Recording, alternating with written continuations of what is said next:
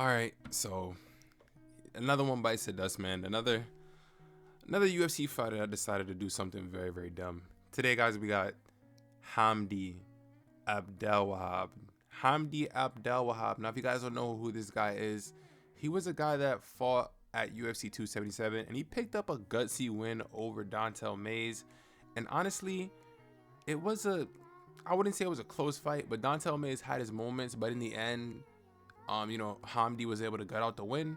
But basically, UFC anti-doping partner USADA announced Abdelwahab recently was suspended for 2 years after he tested positive twice for anabolic agent methadone and its metabolites. He was also flagged for a tampering violation. So yeah, guys, this is something that's commonly going on within the sport, and it sucks and it's sad, but we can't really do anything about it. You know what I mean? Like, a lot of guys are definitely still cheating. It's just about who's actually getting caught. That's the biggest thing I've come to realize and learn, over the years of watching MMA and UFC.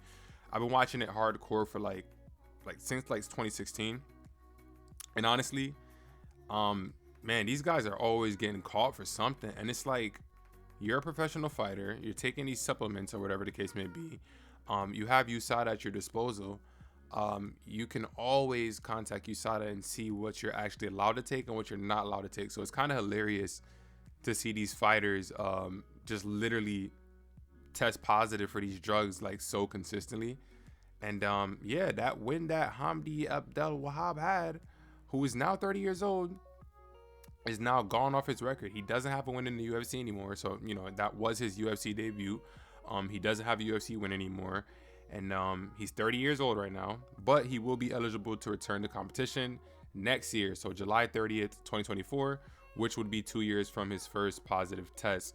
So yeah, very unfortunate for this dude right here, man. But I don't feel bad for people like this. You know what I mean? Like, you test positive for these kinds of drugs, or you're doing these little these sketchy, shady things, you're eventually gonna get either you're gonna get badly knocked out, or your time in the in UFC, which is the biggest MMA organization, is gonna be cut short. So yeah, GG's Hamdi. I was a slight fan of him because I had him in my DraftKings lineup.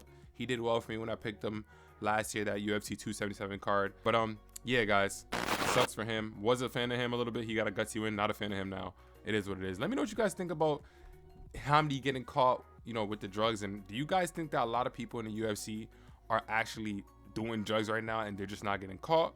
Or do you think that, USADA's cracking down and catching everybody that's doing it?